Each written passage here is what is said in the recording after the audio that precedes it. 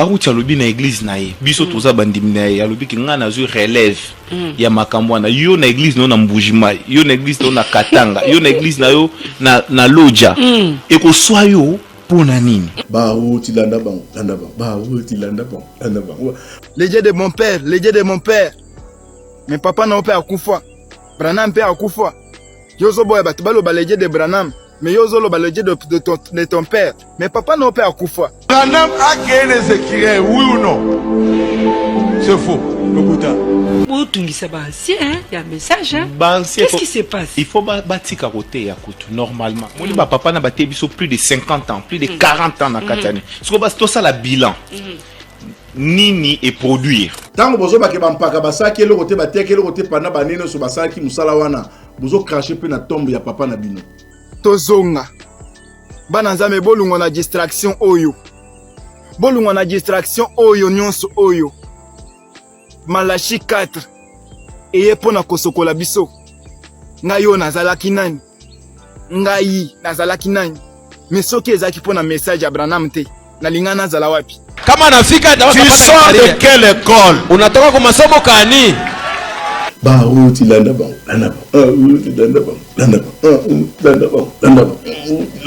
landa bango soki omoni oyo Branham bande kosala atelemi na église boye atali mutu abiyo kombo na intel yo outi place tel boye so ba na église nanga ba moninga na osala yango eza relève et plus loin encore okomi kokende kofinga ba papa oyo ba banda message oyo ozo finga la personne de Dioka ozo finga bango ba ancien basale le côté batika côté ya yango nde ba trouble bozo mona bango mibale ba trouble bazo sala na réseaux sociaux na minute message eza makasi eza iloko moko boye na message eza pasi opakola maquillage na message eza pasi okende komela ma message okota ba boîte de nuit message eza pasi message eza na elate na nyonso message eza pasi eza lipana mwa mate pose la pena mon ndimi ya message so ebisanga na oboyo kaka papa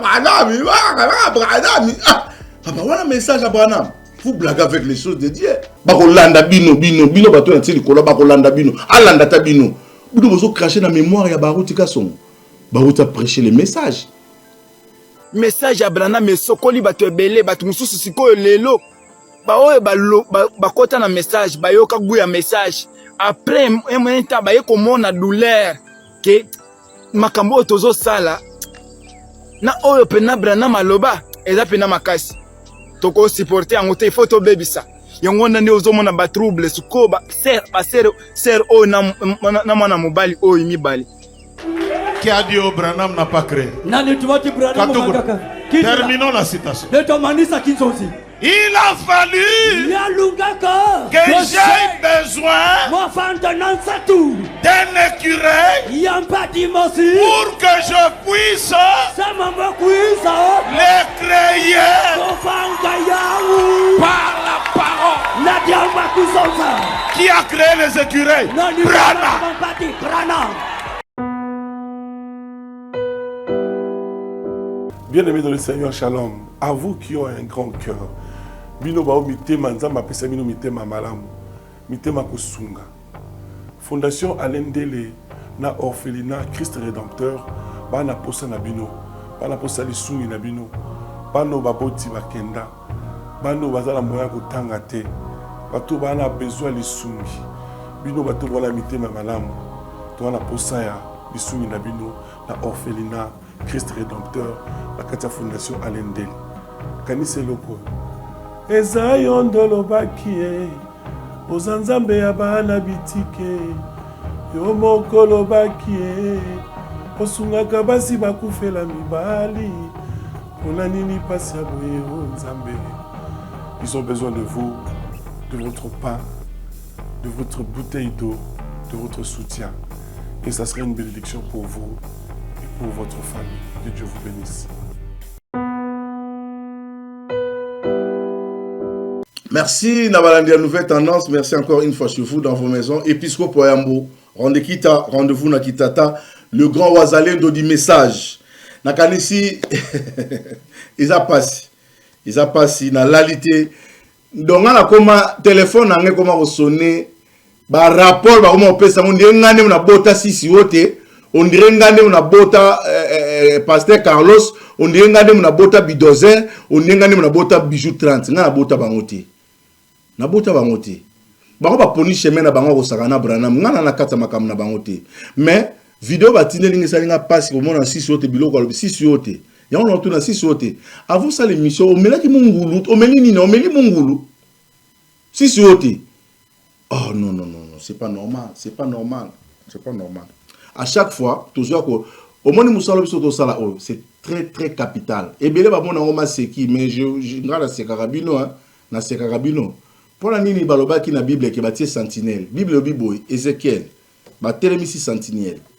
Ba bi sentinelle, télémawana pour na veiller. Ce que moni ma bezoya, avertir, afin que flèche dans les okota et bouma moutouté. Mais ce qui est tiki flèche et boumoutouma qui l'a moutou et belé ba okota lola te pour ma soumouté oh ngai na la linga ma chérité oh oui ton dimi mon santo merci grand prêtre mon santo ton dimi oh ngai ah ton dimi mais okota te pour na makila batu ba okufa likona yo place fala ko loba naïf peureux okoka ko loba te yango batu bakufa bakotuna kayo biso to ba sentinelle to bona biso bangamu to aka koloba na landi vidéo na leli sisi yote biloko mwana mbalo alobi et puis singa na mawa tout ce qu'on reproche na Carlos eza biloko fo bofanda ka ande ko na ngai kolanda makambo balobi oza na faute tout ça la boye to zong sabo to kende boye to zong sabo te bino bo kenika na mabe et plus loin encore okomi ko kende ko finga ba papa oyo ba banda message oyo ozo finga la personne de Dioka, ozo finga bango, ba ancien, ba sale le côté, ba tika côté ya, yondo teya. Lo nengene yembe la bino nzembo Léo nengene yembe la bino nzembo parce que au moni na lobaki yango tango bo finga ba ancien, bo ba ke bo finga pe papa na bino ba ruti. Tango bozo ba ke ba mpaka ba saki le côté ba teke le côté pana ba nene so ba saki musala wana, bozo cracher pe na tombe ya papa na bino. Yango no limo kindingo gozo anemba ba uti landa bango ba uti landa bango parce que bozo finga muta za na ba moité ba uti landa bango uti landa bango ba ko landa bino bato na tili kola ba ko landa bino alanda ta bino budu bozo cracher na mémoire ya ba uti kason ba uti prêcher le message.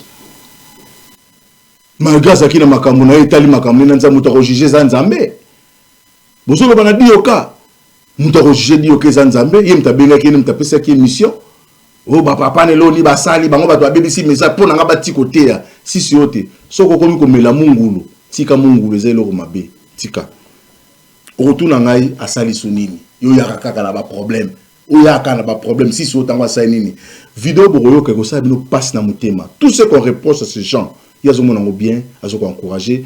Si c'est au petit niveau qu'on va qu'il non, il y a un discernement, il y a discernement de pensée aux anango. Mais moi je regrette beaucoup. Talana si na avant tout c'est la vidéo ya nani ya sisi yote tout ça qui na convention moko ya ba jeune du message.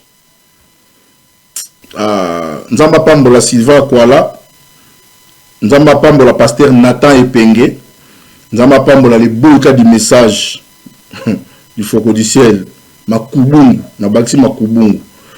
Parce qu'il a tellement balobela qui l'importance d'un prophète.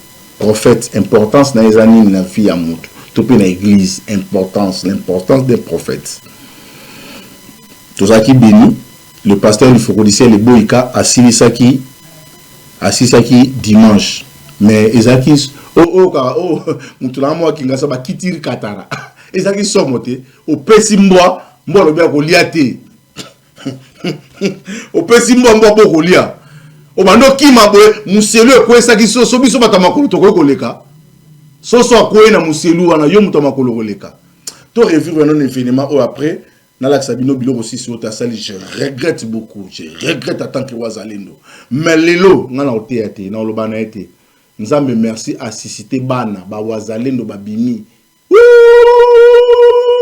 Ba Waza, ba Bimi. Na komi na kaya ba Waza.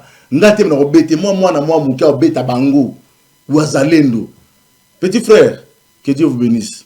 Vous pouvez savoir nous événement les kakina nous il y a journée où ya kitoko tozala kuna très béni convention internationale de jeunes croyants du message.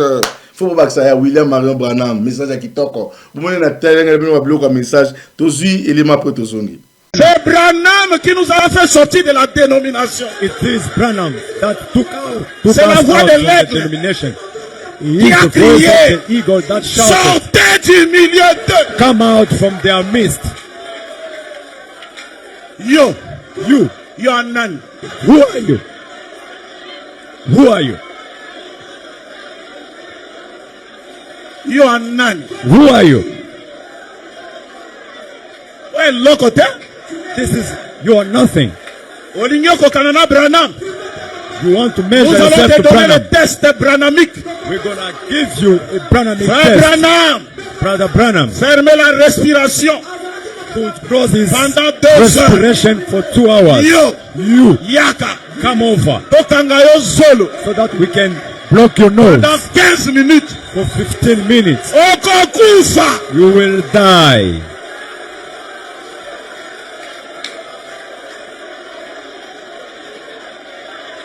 Et puis tu vas veiller. And we Tu should vas watch. scotch. He's gonna watch that we block properly your nose. Frère Branham me dit, Brother Branham says, quand j'étais jeune, when I was young, les gens m'injuriaient. people was Les gens insulting me me. rejetaient. People used to reject Mais me. aujourd'hui, But today, par la grâce de Dieu, by God's grace, c'est moi qui conduis l'épouse. I'm the one leading the bride. Yo nani, Who are you? tala, Look, netinga. like Naza me. représentant légal ya Lys Tabernacle. I am Liz Tabernacle Esili representative. wana. It stops there. Na baba nanga, With my baba, chairs, administrateur, my trustees. suki wana. It ends there. Représentant de Dieu. God's representative. Are you more than Kimbangu? Que Dieu bénisse le président de la République. May God bless the President of the Republic. He said Que le 6 avril, that on the 6th c'est April, une date it's a day. chômée, c'est payé. It's a public Président, paid holiday. on a biso babena Branham. But for us, people who they call the Branhamite, Yo, you, représentant légal. Tala. legal Oui, representative, représentant légal ya Moka. if you are a legal representative of the country, is the Président ambassador. comme na président Sud-Afrique. Vous rendez-vous compte Do you realize que that je représente I do represent le Seigneur que vous servez dans votre église? the Lord that you serve in your churches? Fungola garde. Mela yango. Swallow this, swallow this. Oyebi te kata milele wana. You don't know, even forever, Akoti kati na moto. is step into the man. Yo, You, je vais parler. I will speak.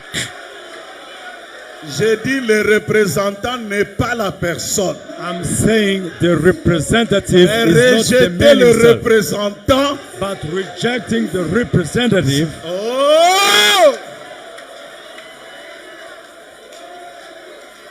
À l'ONU. On n'a pas besoin que tout le Congo aille à l'ONU. We don't need everyone to go to the On prend United un Nations.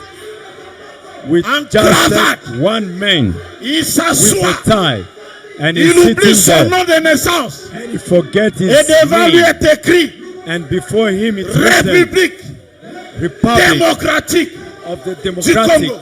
Republic Le of Congo Congo, devient un homme. and the Congo becomes that man.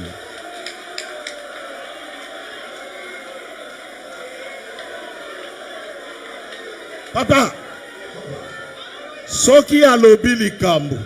If he said Yo something, nanga baozo bude. you and I Etalio. doubting here. Sa It's a parole problem. His engage words, tous les pays. his words Les paroles de William is Branham taken for the whole country. engagent le ciel. The word of William Branham. Merci beaucoup. Nakanisi Bolandi. Mon matin à message. Oskoba maître skoba ote ya sikoyo. Oba maître sikoyo. So ebisanga na oyo kaka Branham. Papa wana message à Branham. Vous blaguez avec les choses de Dieu. Ok, nous va dire au enseigner docteur. Bozonga na ordre les problèmes et aussi là. Mais ceux qui bobika que o kaka bongo.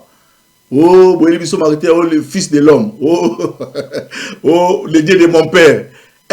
Moi, Wazalé, Nandoki, bête, le dieu de mon père. Alors, tous les vidéos ici, si vous avez la bêtise aussi sur ta lobby. Après, tous les vidéos, il y a moi, Wazalé, a bêtise Kambala Moko, to Sinalina Kambala Moko. Bon, Nanyoso Oyo. Ils ont participé mort. Toyo kanasuka boy kanenga koloba kiza comme école. Mutunyo sonde omona kaiwana. Obi pourquoi ceux qui OK place moko au fin ici ba parents parce que éducation ba parents de ba pesa mwana. Soko ko se comporter ma be place mo ba to atali mono impoli.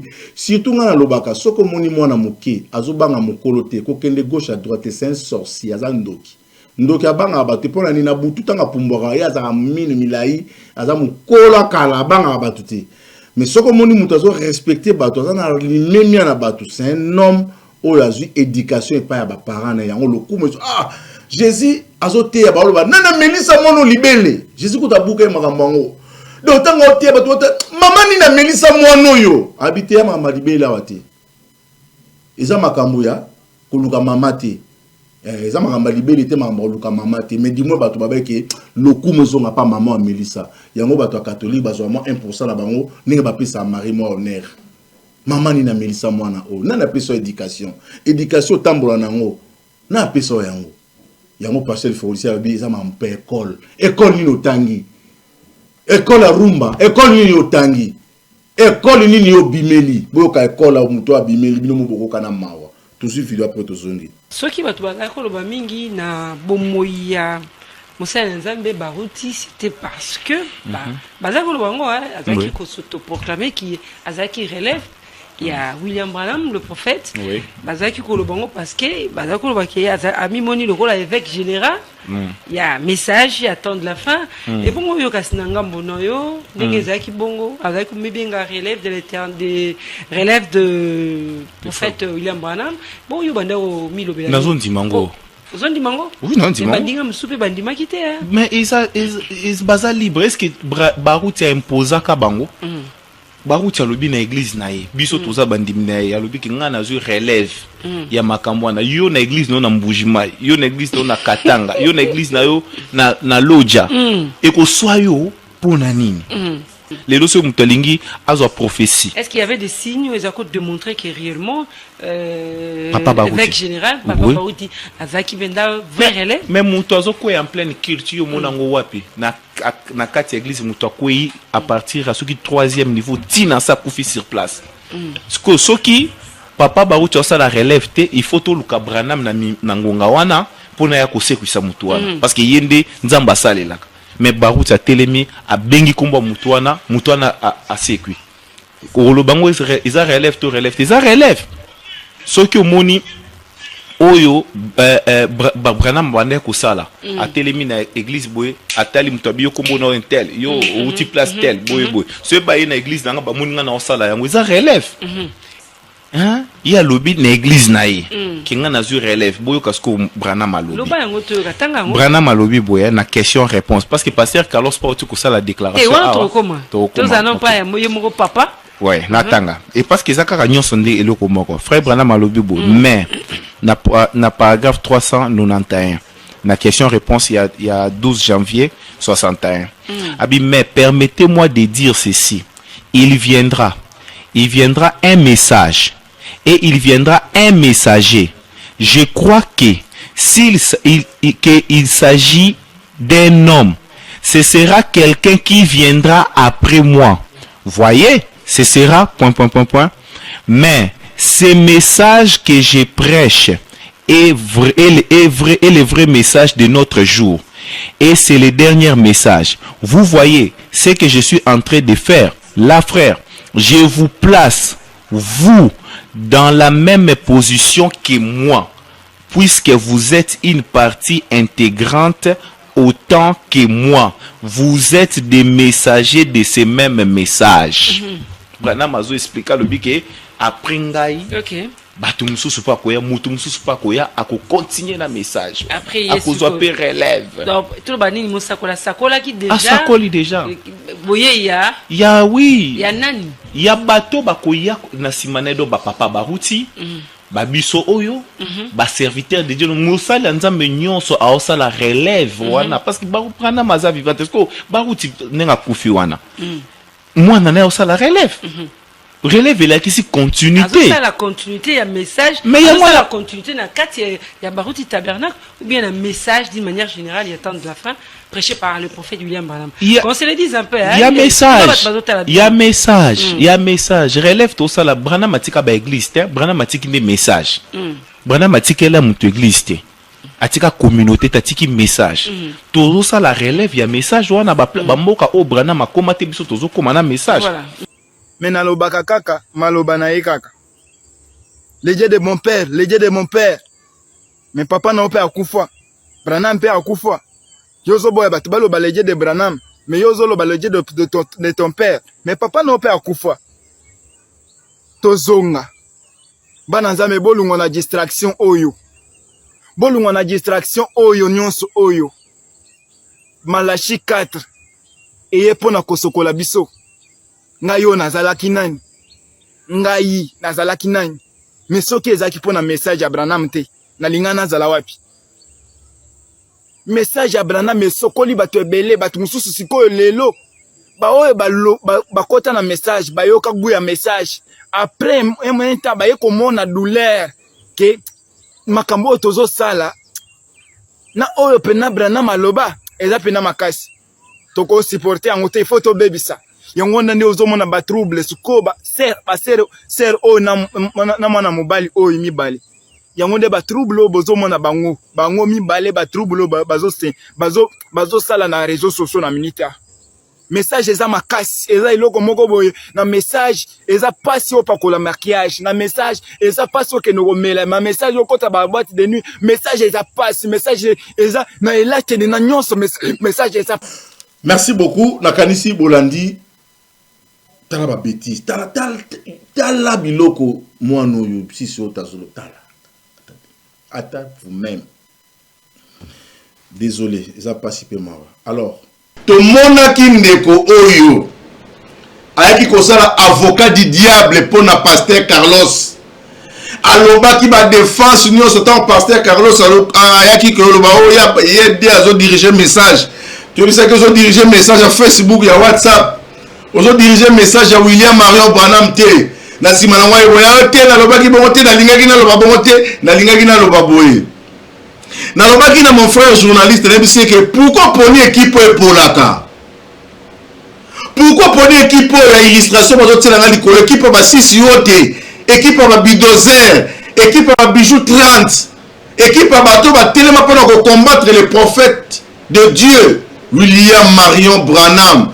Nebisa kibino ke frère Branham a dit que na tango suka il y aura 99% ya bato ba kotelema la message mais ba ba ki na message mais bato message laisser bango mais bo banga te parce que pourcentage moko ekotikala ya moto ko beta bango kao biso pourcentage moko wana ba wazalendo di message sikoyo mutu ayaki kaka lobi abaluke do babe na mbwa simbwa to kotuna nani mbwa asu mukolo na ye abaluke lika Carlos yo kaka ngai naza pona bien na yo sentinelle azaka pona bien ya moto azalaka monguna ya moto te ata aza koloba malamu ata aza koloba mabe aza koloba pona bolamu na yo. Le pasteur du Fogo du Ciel a tout prêché, a tout dit, a tout chanté, alobaki bien que moto oyo azali ko juger œuvre d'art azaka koloba mpona bien nanga tchan tchan tchan tchan tchan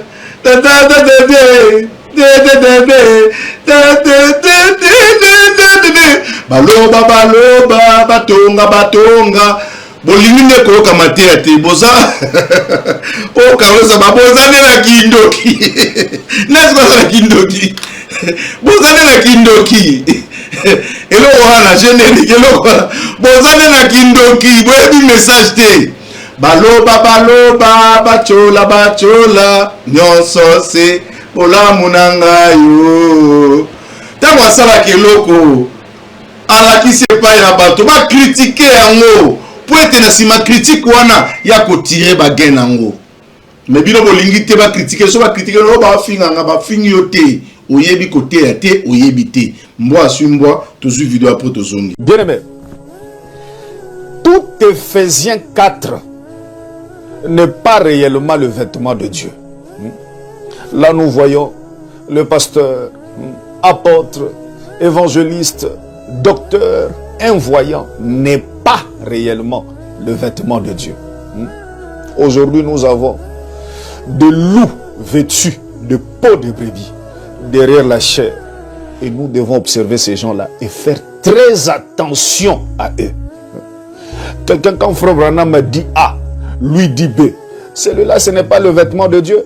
C'est un loup vêtu de peau de brebis. Frère Zedek, c'est ça? Oui, monsieur. Oui, monsieur. Wamba ou Bala Branham Mourien. On va vous donner la citation. Merci beaucoup. Nakanisi bolandi vidéo est clair. Motonio so oyo. Azali ko contredire message à William Marion Branham azali ngatem na lobby. Parce que ngana linga mingi vidéo lo ngatem na lobby. Oki magamba lobby. Yende lobby ayaki pona ko kote la moto. Mais yepe lelo sikoyo akundi yepe na betie biloko yo atie mutu na sema kolikolo kao debout bon tout na ngana ndenge na pesa bino kaka exemple ba ekirei ngana vandeli be kirei Branham a créé les écureuils oui Branham a créé non allez le boy qui a dit message il faut qu'on dise est-ce que Branham a créé les écureuils pour toi qui message kuna balobi nini moto oyo nyonso azako contredire ce que le prophète a dit. Bobé na combo, tous une vidéo. Le boy qui a dit message. Branham a créé les écureuils, oui ou non? C'est faux. Le Bouddha. On a créé la création et l'on va exister. C'est quelque chose qui n'a jamais existé. Nous créé. C'est ça la création. Branham a vu a vu quelque chose qui existait. Il a appelé à l'existence. Avant lui, les écureuils étaient là. Frère Branham dit. Frère Branham dit. Allez dire. Paragraphe 173. Dimanche 17, 4:60 le matin. Alléluia.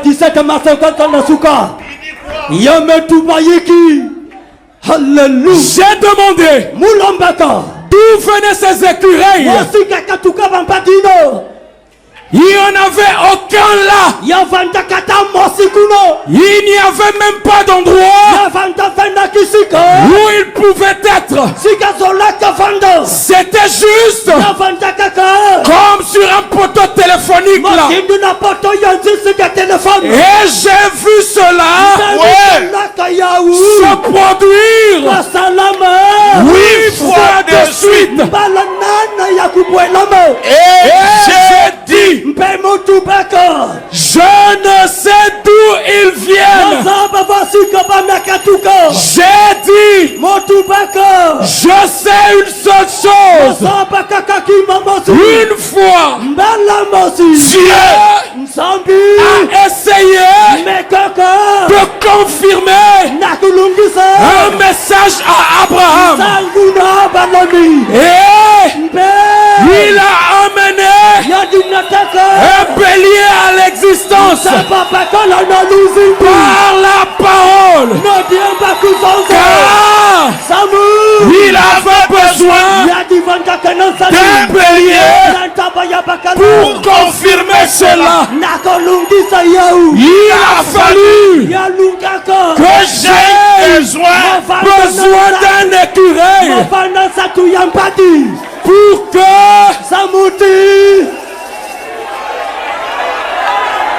par la parole. Non, on attend.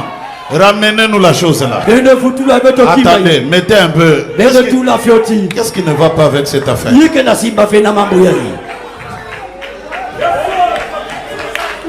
Qui a dit au Branham n'a pas créé?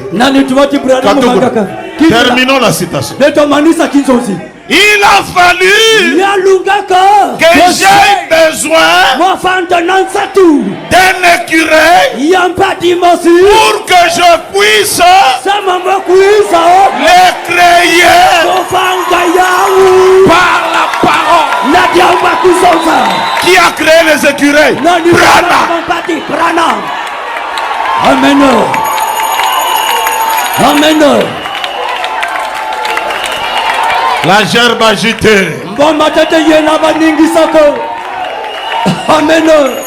Frère Branham a créé les écureuils.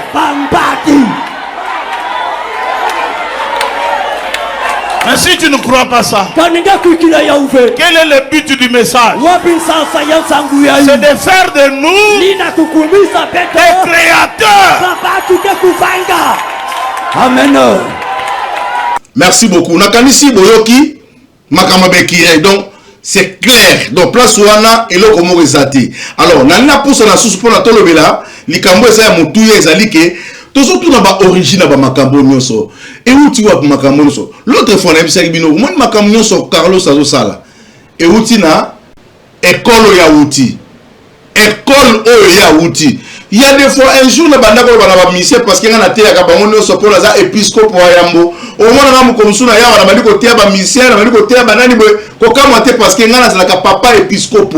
Épiscope wa yambo moko bato message ola ba raté so ko comprendre makambo moko ya tu nanga yo so ba papa épiscope wa yambo sko la ti col pastoral neni di Israël mutomba sambe abane bo sambe la baruti tabernacle kuna la taka sangote. ala ta soutenir teza mwana na biso na idéologie ala ta sangote o ezali illustration o to pesi pona batu ba comprendre makamni to loba na sima parce que Jésus ba na côté na masese mingi azaki tabana masese Jésus tabana masese olobi tabana masese oui ezali masese pourquoi benga tabana masese illustration toujours illustration donc Jésus azaki na masese Zuboika apesi biso makambo ba école après to succès wana tokutani prochainement épiscope Yambo Randekita rendez-vous na kitata. Je crois que quand quelqu'un doit prêcher, il doit sortir d'une école.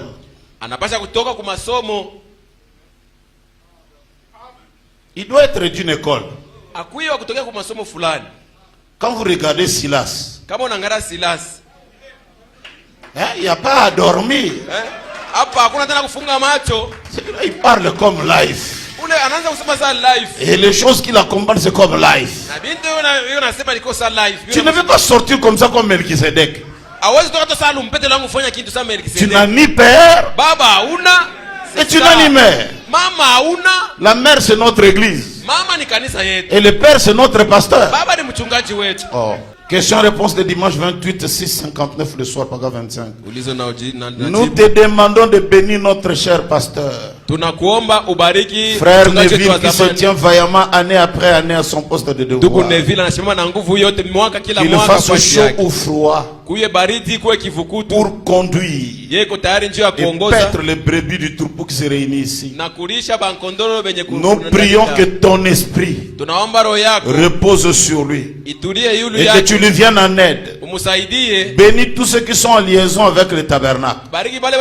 Et bientôt, Seigneur, si c'est ta volonté, nous nous attendons à un grand et beau tabernacle ici au coin où nous pourrons avoir une école où nous pourrons former des jeunes ministres et les envoyer aux 4 coins de la terre afin de combattre pour la foi qui a été transmise aux saints une fois pour toutes.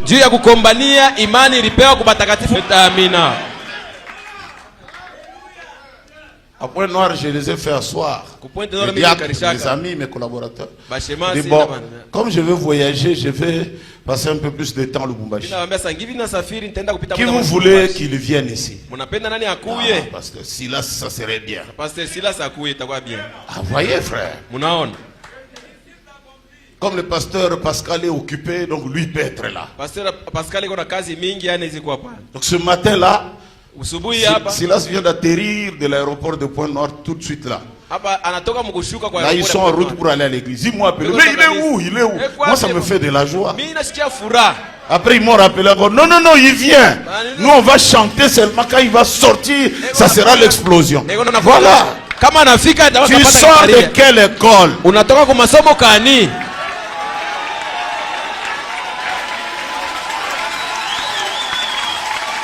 Que quelqu'un me donne un amen.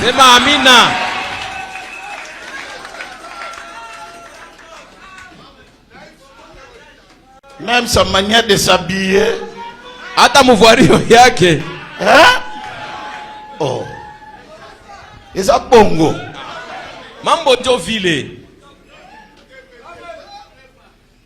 Tu dois avoir un formateur.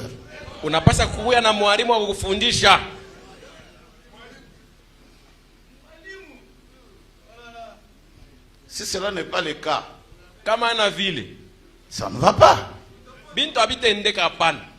Vous croyez que même quand vous allez dans des rues et tout, quand vous parlez, on reconnaît mon doigté. C'est ça. Toi, tu ne pries pas à Lys par exemple, toi. Tout d'abord, on va dire, est-ce que tu es prédicateur? Non, je ne suis que le simple brebis. Donc tu pries à Lys alors. C'est une école. Une théologie. Merci Banakin, Bana monde entier. Merci bien-être. Sougala café, logo na meli logo mais logo ezamabe. Il y a bien pour na panne technique mais ko sale la on ndenge mabe te sale la ngo pona mama. Ba célibataire to lingi bino ate. So maka boma mokolo bala, pourtant mzo ba produire ngo soute. Merci bien-être yango yo. Lukango benga ndeko nanga alendele ye mutu ayebi esika ko fournir yo autant que tu veux $35 ezebele na kati sobo melika moko de jour bien mais hémorroïdes banini tout ça bilialia vanda musala banini et réparer yo système ya break et réparer yo pe fonctionnement ya break de break donc et pe son fonctionnement ya bien. To comme ba congolais toujours gagner ba match. On va défaite, pas technique en plein match, c'est pas bon.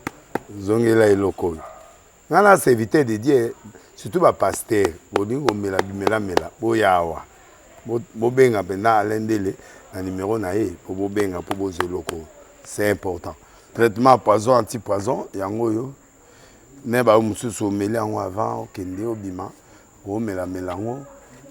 Ça des jours à tabater le loco moi cuire mon corps c'est bon oyopé anti-poisson donc ce que ata ezana kati et longolango alendele mikolo som nabité mindela ngo ba pese biloko ba udia po biloko ngo bendeza ya solo mikolo ba tchaka poisson à toi famille te à toi problème na mututé jalousie car do ba produit ngwana ya anti-poisson oyopé anti-poisson donc benga alendele à partir na ye ayibindeni oya ozwango nzambe nanga pambola bino mi batela mboke komi biete bato bakomi na jalousie oyo tozo comprendre de souté bana mike bazo kufa mikolo bazo kufa baotiana bana bébé ba poisson donc toujours zala nanti na ndengana nga na ndako c'est bon que Dieu vous bénisse.